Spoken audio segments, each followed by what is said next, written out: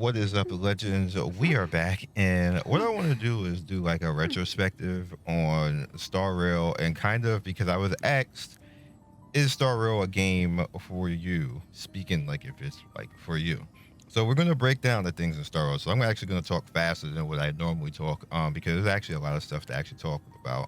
So essentially, Star Rail is a turn-based kind of semi-exploratory type of game, and the reason why I say semi is that it's not completely open world, but there's open world pieces. Like we're in that particular area right now, which is a starship, and for the most part, a lot of the Star Rail is essentially, areas, open maps that you can go around. You can find different things in them. You can teleport relatively quickly between those particular things, and have some fun in it. So see, like we have an area right here. This is a previous story set, and you can find things out in the world that you can actually interact with and find items and treasure chests and things like that, which makes the game inherently more fun.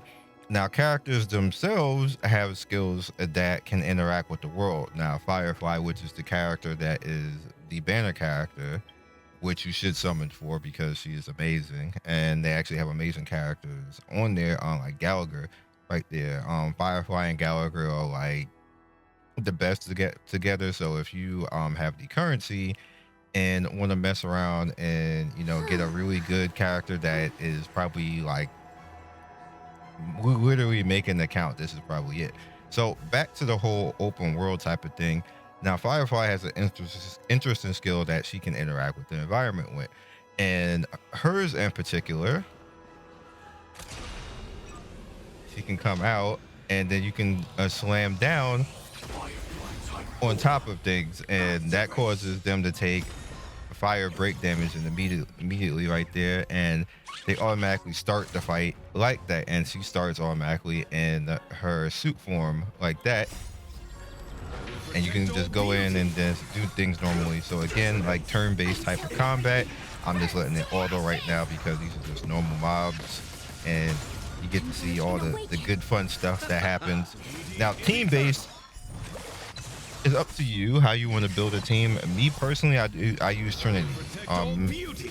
That's just what I do because I like to control the fight, and I like to have my team a certain way. I do that in every particular gotcha or turn-based game where I want the tank, I want the DPS, and I want the heals.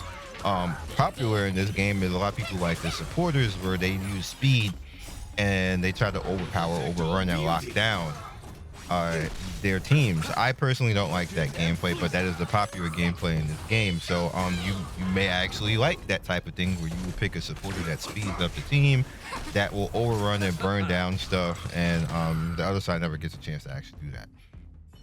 That is fine. Both ways is fine. I play it like it's Final Fantasy because I'm a Square kid, and that's just the way that I like to actually do it. So with that said, you also have the fact that you have story content. Story content over here is basically like if you come in, you'll get quest, which is usually going to be the main story quest, or what is called a trailblazer quest, or side story stuff, which is pretty much going to be like if it's a character, like it'll be like with Firefly that I just showed you, it'll be her character. You also have adventure missions, which is a secondary type of mission thing, where it'll actually get you currency, which is Stellar Jade currency. Right here, you see I have a lot of Stellar Jade currency, and all this, by the way, is all free. Like I just didn't have a chance. Like I pretty much got her Firefly early, so I didn't have to spend all that currency. So I just got out the banner basically. But we're going to talk about the game's currency in a bit. Going down, like all of this will open up different things, or already have opened up different things in the actual events, which we'll talk about in a second, and you just essentially go down through all of this stuff. Technically, as you guys see, I just haven't done this stuff because it takes time, and I do a lot of things. Obviously, as a content creator, I just haven't done all this type of stuff yet. But if you're looking for a maximum amount of currency, definitely knock all this stuff out, and you might even get lore and have a little bit of fun on the side. Now, very first tab over on the right is your event tab. And the current events is going to be on the left-handed side with this tab over here. The right-handed side is going to be previous events that we've already had that are actually staying in the game, and you get to go through them. So if you didn't finish them out, you can go and finish them out now and get those rewards if you just haven't done all of those rewards yet. And I don't think I've 100% any of these things yet, to be honest. I know I did Ethereum Wars because I was like Pokemon. That was fun. But yeah, now on the left-handed side, you get normally in the top left is the stuff that's all taking place right now. We have Divergent Universe, which is a tower mode in this game, and it's a fun tower mode where you literally, as long as you have a little bit of creativity, you should be able to finish this. Even with a team that's not that strong, you should still be able to finish it, and it's extremely fun and probably something that's going to be crossed over into being the mainstay in the game. You have the origami bird clash, which is literally just fighting other people like match 3 type of stuff, and again more rewards, more goodies that you can actually go into. I did a few of them, but I need to do more, and you get rewards for that as well. Come with me is kind of the invite thing that you can invite people, say like on Twitter, online, and you get more rewards and again currency and everything else like that. This is the character showcase, which allows you to test characters out. I need to go in and actually do all these characters. Raw and May is for the supporter type of gameplay I was talking about before. If you are into that type of thing, then you may want to go after her, to be honest with you, depending on what you have. This is hard because she is very much a mainstay in this game right now and a very good character. But you also have Firefly, who's uh, like the alpha omega fire unit right now. That's amazing that I just showed you. So this is a hard choice. If you can manage to get both characters, go for it. You have the Apocalypto Shadow, which you go in and you essentially are going to be doing like a kind of more fun version of SimU, where you essentially go in and you fight, like, you see those 2 bosses right there. You have to go in and fight those 2 bosses, and according to different rules and stuff like that, try to eke it out whatever the best way that you could possibly do. You see the rewards right there that you get, which is currency and the super important Jade Feather that you can use to pick up other things. You have Nether Puppet, which allows you to get a free Zoe, basically. So it's up to you if you want to mess around with that and do that event. And then Simulated Universe is again kind of like a roguelike mode. And I don't know why this is on the right hand side, because I don't think this is actually going away and it's a main part of the game. They just haven't put it over there, I guess. But again, more rewards. Going through Simulated Universe will get you all this good type of stuff. But Golden Gears is a little bit different from the outside that. So the sheer breadth of content in this game is crazy. Like, you just always have something to do if you want to have something to do out in the day, and it doesn't necessarily have to consist with things that deal with stamina, because you do have a limited amount of stamina that you can actually use on things. So the daily stuff is actually really easy, and I can do the daily right in front of you. So we have dispatch, which is, well, obviously we have the login, but you have dispatch, which you can literally do every day. And as you guys can see right here, I've already done these already, so I'm just gonna hit claim. Bam, already done. Oh, did I actually make them go? Did I do that? I did not. All right, so let's go ahead and send them. What I was supposed to do is just hit send all, but I didn't. So that's my bad. Make sure that I am doing this right. Or I can just go with EXP for now. Let's go with, because I'm gonna need this because I'm building characters back to back now, and a little bit taxing. Let's go with that for now. Enough. We got one more, and then we have scent stuff that we can go for as well. Wages. We have next. I think she is, yeah.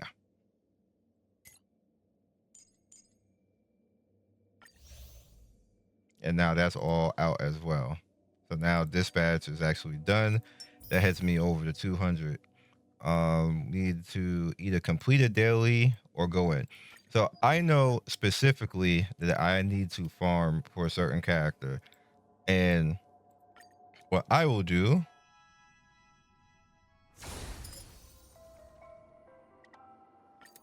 you need to spend 60 on that. So I need a certain amount of new characters coming up. Say we can actually throw in Archeron, and that's fine. So it's relatively quick. You have to go too crazy about things. I see through you. Together as one. We'll protect all beauty. The dead return. Dead return. So that wave is done. Human Knock them creation. out. So essentially what you want to do again is you want to make sure that you are elemental countering everything. As you see, I looked at what the elements were off on the top right, and I chose those particular characters. In the beginning, you're not gonna have every character to counter like that, and the whole I think the major success in this game is getting to the point where you can elemental counter everything, and you can elemental counter with the Trinity. I think that's really important because the Trinity will cover you through most everything in this game. I'm telling you right now, I've done everything in this game to the highest level like this. Tank, DPS, heals, elemental counter. You see that's 60 already, so what we'll do is we'll go in again because I need more stuff. Together as one. See how quick that is? Like that was barely a minute of all that. And because elemental countering is kind of like the system in this game, because when you elemental counter, you break. If you notice on the top of the red bars is a white bar, and that's the break bar. Elemental countering breaks those bars, and every boss usually has this unless they go immune somehow for some type of reason, and then you usually break their shields and then they'll go back to that. But that'll put them in a stun state, which stops them from actually fighting.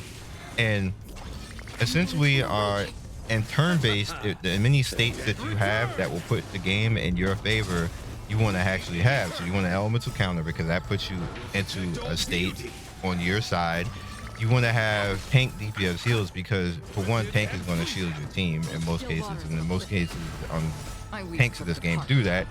The DPS is going to put you in a state of breaking or kill an enemy straight up, so you're taking less damage, so that's less problem on the tank. And then if you do take damage, because of the shielding on the tank is going to be protecting, but then if you have to heal it, then you heal back again on top of the elemental damage. So that's 4 states that are in your favor, not counting whatever the actual characters themselves do. So when you throw that in on top of everything, there's almost no way for you to lose at that point.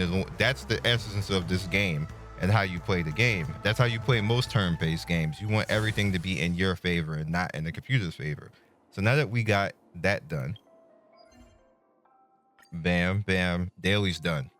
That was good. We just hit 3 minutes on that. Your dailies are done. You like if you specifically don't want to do anything else and you just want to log on, farm your dailies and get your stamina done, and then come back like on a weekend or something like that when you actually have time to do what you need to do, you can do that. That's less than 10 minutes. Also, you want to notice that your stamina has an overflow, which is very useful. I think every game should have that. You should have your overflow. You see, I only got 21 in the overflow right now, and you want to kill all your stamina so that you really don't ever want it to be on overflow, but overflow is there just in case you can't come back in enough time for the recharge. Now, I used half of the thing right now, and you see that that's literally 12 hours. If I use all of it, that's 24 hours. That lets you know that you need to come back in 24 hours somehow and spend your stamina again. If you can't, then it's going to overflow into the, I forgot what it's called, reserve trailblaze power. There we go. Now you also have these, which this is used for simulated universe. And what you do with that is instead of using stamina at the checkpoints in the simulated universe, you use these and they count as stamina. You get those every week. You get about 4 of them every week for doing simulated universe to full points. I guess let me show you real fast. You teleport over there. Right, so when you head down to here on the bottom, you notice that the first one and the third one are the emulsifiers, and they count as 40 trailblaze power, and that allows you to actually come over and just knock things out, so to speak. So for that, so that's pretty cool overall. You also have, if you come over here to the 5th tab, which I just haven't done all of these yet, but this is currency right here. You see, like if I ever am short currency somehow, I can just come over. That's 150. That's another 150 over here. You can just knock that out and get more currency that way. The 4th tab gives you Forgotten Hall, which is more currency that you can actually summon on. We're talking a little bit more about currency right now. And the Forgotten Hall is another dungeon where you can literally, everything is convenient. You can just teleport over. Get to stages. You see, I need to do these stages. Just haven't done it all yet. Me personally, I save everything for the weekend and then sit for like a few hours and start knocking everything out at that point. But you see, you get more currency and more items down here that you can go ahead and this refreshes periodically. I think every month or so, and there's different ones that actually do that with. So there's the older ones, and then the second oldest one, and then the recurring one. All current, Do you want to enter excuse the me, all Forgotten currency, Hall? and there is a store for that, where you can get essentially cards, or moment cards as I call them, which will be gear for characters. And there's a bunch here. You can just go in and buy them. Like, say if you're unlucky in the summon system to get a card for a character. Say like I'm unlucky. I didn't even try for Fireflies, but say if I'm unlucky to get brilliant fixation, then I can go into the store and try to get one. You also have that over here. Once you build up, you can get a little bit more on top of that. But also, once you finish summoning, or when you're summoning, you get what's called Undying Starlight, which you can go ahead and buy more summons, or you can buy Tracks of Destiny, which helps increase your characters, or you can buy 5-star normal light cones. They're called light cones, but I call them moment cards. But Natasha and Sampo are also in here. I don't suggest that, but they're here. The Ember Exchange also, if you come all the way down to the bottom, has a recharging every month type of thing, which you see in 4 days is about to come back again. You get 5 on special passes. Star Rail Pass, which is the normal summons, and Tracks of Destiny. Again, like I told you, that will actually help you build your characters. Be very cautious with Tracks of Destiny because they are not easy to actually get. There's a few places to actually go and get them, but it's not very plentiful. So definitely make sure that when you're going to use them as on characters that you're going to be permanently using, and not just because you want to see what a character does. You want to see what a character does, borrow one for something and check it out, and then make your determination that way. And some events give you the ability to play with the characters as well. That's my suggestion. I don't suggest you, because Tracks of Destiny is the hardest thing in this game to go about doing. So with that said, the cool thing about this game is it costs 1,600 to summon. And for the most part, I think because I haven't spent actually in this game, and the total money that I spent in this game is 500. Basically, I haven't spent anything recently, and majority of that 500 was chasing. Not her. Archeron, basically. That was the majority of that money to get her in her car, because she's an amazing character. Now, obviously, right now she's not up.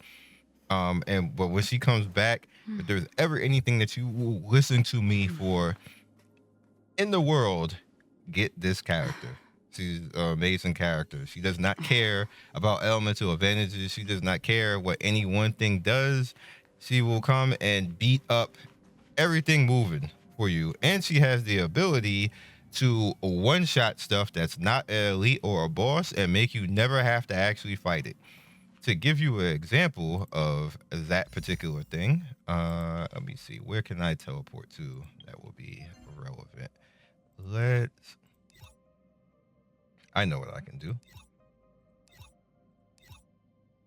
Yeah. Let's go.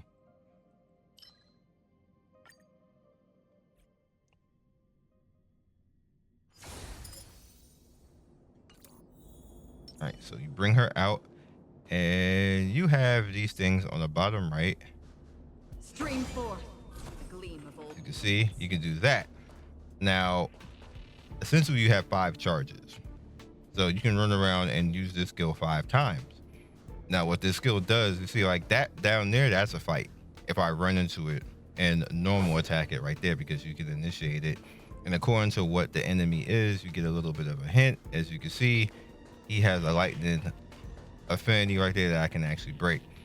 Now, if I hit him with her who has a lightning affinity, then we'll have an advantage and he'll get break damage to start a fight. However, she says F all that.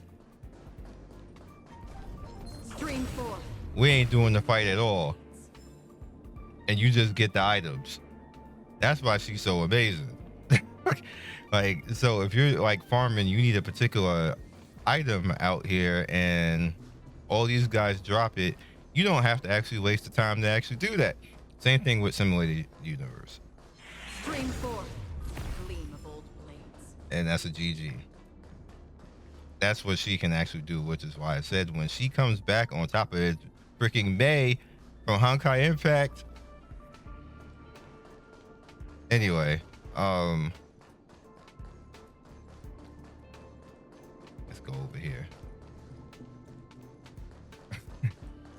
All the May archetypes, even if it's technically not May, but all the May archetypes are just amazing. Raiden from Genshin, same thing.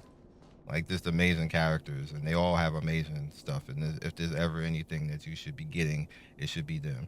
The same thing like I showed you with Firefly. Both her and Firefly have interactions in the open world that are amazing. Like, just to have both of them, which is why I saved my currency the minute I saw what she did. Great. So to end all that off, and if in fact we'll go in the banner because I actually want to summon on her and see if I can get another one of her right now in front of you, just YouTube luck, because like whatever. Like, I have like almost 12k. Another character coming, like I'll fight my way to it. Essentially what happens,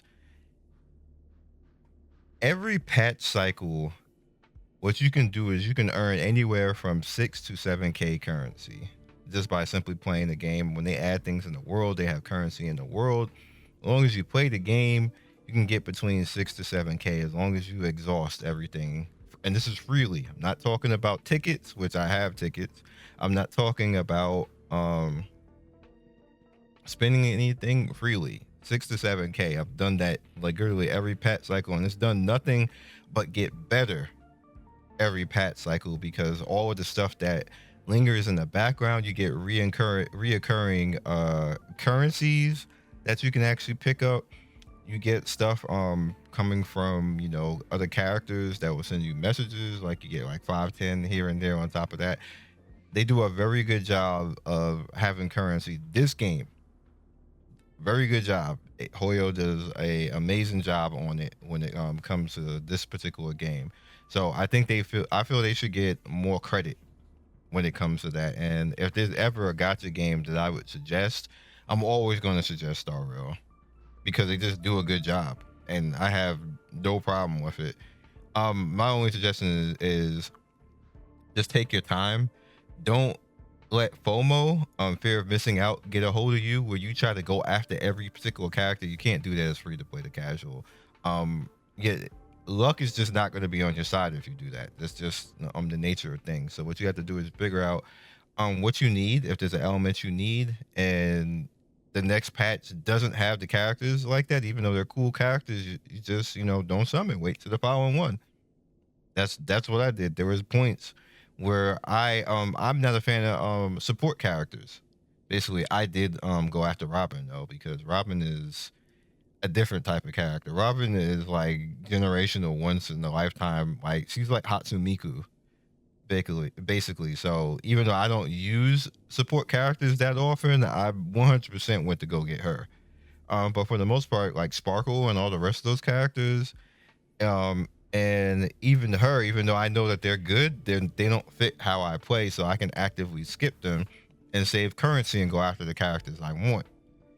And if you have Sparkle already, then you probably don't really need to go after this character. You just keep that and then get it on the flip side or something like that. But for the most part, you're gonna have to make sacrifices if you're not spending. If you're spending, do whatever you want to do. It's a great new world out there. You're going to have a lot of fun. So we're gonna end this video on that. And I am actually going to try to get a dupe of her.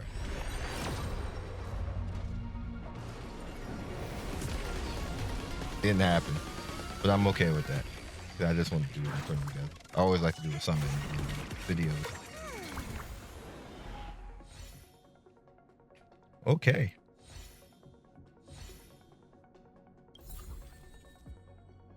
But they gave me Gallagher. So this was 100% worth it because he should be a 5-star. That's how good he is. And I have been building him slowly. So I am very happy on that. You will notice that my Gallagher is level 80 already. Already has his light cone. No relics though. But Eidolon level, he is Careful. Don't get too lost in those sweet dreams. 5. He's Idol level 5. There is an event going on right now where you can get him again. So I'll just basically have him done where I'll have him at 6 right now, where increase the break effect by 20% and break weakness officially by 20%, which is amazing. And he does a lot of break damage. So GG, it all works out. That's all I'm going to be doing summon wise. I don't really particularly need to do that. You also notice that I got 8 of that currency, which will actually help me out as well. See, I got extra 8 on top of there. You see up there where I'm highlighting. And what I'm actually going to do now, take some of those summons back, and now I'm back up to 7 right now, because I believe Jade is coming next, and I'm going to be trying to go after Jade. But again, it costs 1,600 to summon, and if you can get the 6 to 7k like every patch cycle, you're essentially basically saying that you'll be able to get close to 5 summons every patch cycle. So if you skip a patch cycle or something that's not within your liking, then you have 10. Not to mention, whatever else, which you see right now, because I got her early, I didn't actually have to go that crazy. And I did skip a cycle because I didn't want Boot Hill, basically. And that's what you're looking at right now, because I skipped Boot Hill. If I actually tried to get Boot Hill, then I probably wouldn't have had that. I wouldn't have had as much for her, and maybe not even got her, basically, right now. So, no, it works out. It works out. And I think this game is one of the more free-to-play friendly games on the market. As long as you don't try to chase everything. That's the problem I think a lot of people have. Don't chase everything, but try it out. Try what I do and a method and see how it works out for you. You're gonna see and notice that you start to slowly but surely get everything. You're gonna miss out on a few characters, but you start to get everything, and that's gonna be just fine. And that's what makes it pretty great. Great story, great characters, a lot of currency, so you at least have a shot without spending a whole bunch of money in the game. And that's all you can ask for with gacha, because gacha is leaned heavily towards you actually spending money. But if a game gives you a fair shot, and I believe this game gives you a fair shot, I think that's why it deserves to be #1 every month. That's just my opinion. So I will catch you guys next video. Be legendary, and I will see you soon. Peace.